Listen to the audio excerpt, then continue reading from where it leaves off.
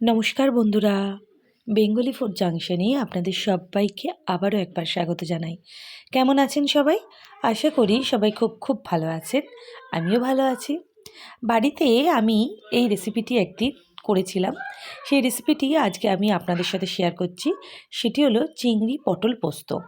পটল প্রায় বাজারে উঠতে শুরু করে দিয়েছে। এখানে আমি পটল ভালো করে খোসা ছাড়িয়ে নিয়েছি চিংড়ি মাছ।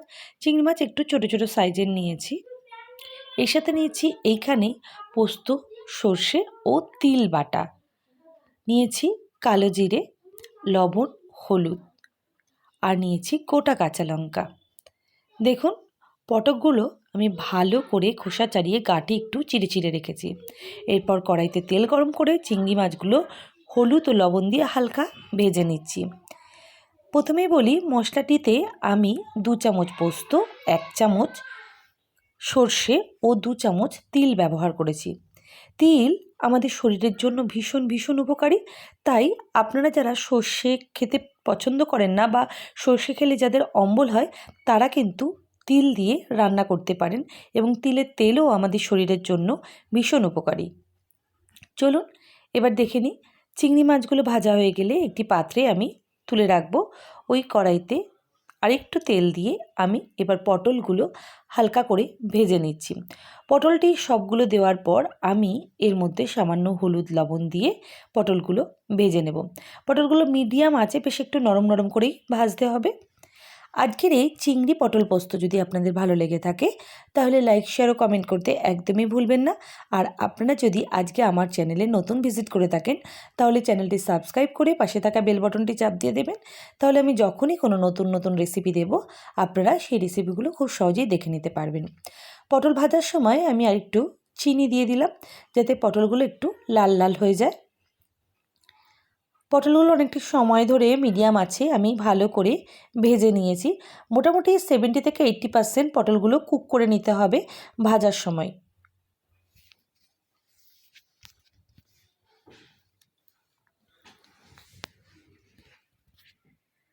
পটলগুলো দেখে নিয়ে ভালো করে যতক্ষণ না নরম হয় ভাজতে হবে। তারপর আমি পটলগুলো তুলে নেব। মোটামুটি ভাজা হয়েই গিয়েছে এবং সমস্ত পটল প্রায় খুব সুন্দরভাবে নরম হয়ে গিয়েছে।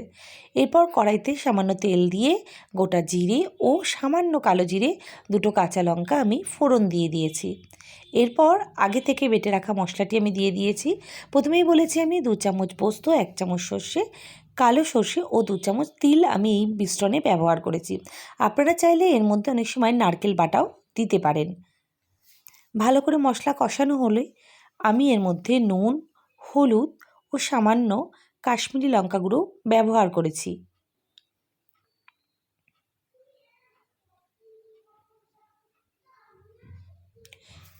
এরপর স্বাদ অনুযায়ী একটু চিনি দিয়ে দিলাম। আরেকটি কথা, সর্ষে পোস্ত বাটার সময় কিন্তু আমি ঝালের পরিমাণ অনুযায়ী কাঁচা লঙ্কা ব্যবহার করেছি। আমি এখানে 4 থেকে 5টি কাঁচা লঙ্কা ব্যবহার করেছি। এরপর ভালো করে সমস্ত মশলা কষানো হয়ে গেলে আমি এর মধ্যে চিংড়ি মাছগুলোও দিয়ে দিয়েছি। চিংড়ি মাছ দিয়ে কষানোর পর ভেজে রাখা পটলগুলো এর মধ্যে দিয়ে দিলাম। এরপর সব কিছু ভালো করে আরও একবার কষিয়ে নিচ্ছি।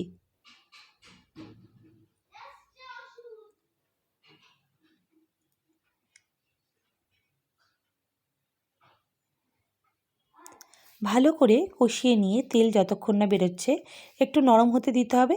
এরপর এর মধ্যে খুব সামান্য একটু জল দিয়ে আমি 5 মিনিট মতো ঢাকা দিয়ে রান্না করেছি। এই সময় গ্যাসের ফ্লেমটা একটু হাই করে দেবেন, যেহেতু পটল নরমই আছে তাই আর বেশি নরম হওয়ার প্রয়োজন নেই।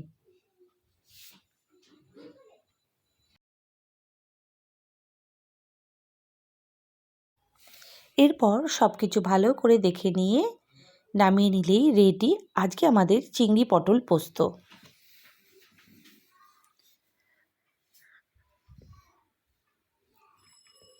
এরপর গরম গরম ভাতের সঙ্গে সার্ভ করুন সুস্বাদু এই রেসিপি। প্রত্যেকের আশা রাখি খুবই ভালো লাগবে রেসিপিটি। আর রেসিপিটি ভালো লাগলে অবশ্যই কমেন্ট করে জানাবেন।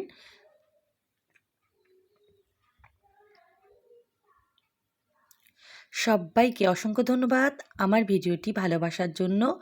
সব বন্ধুদের অনেক শুভেচ্ছা। সবাই ভালো থাকবেন, সুস্থ থাকবেন। শুভরাত্রি।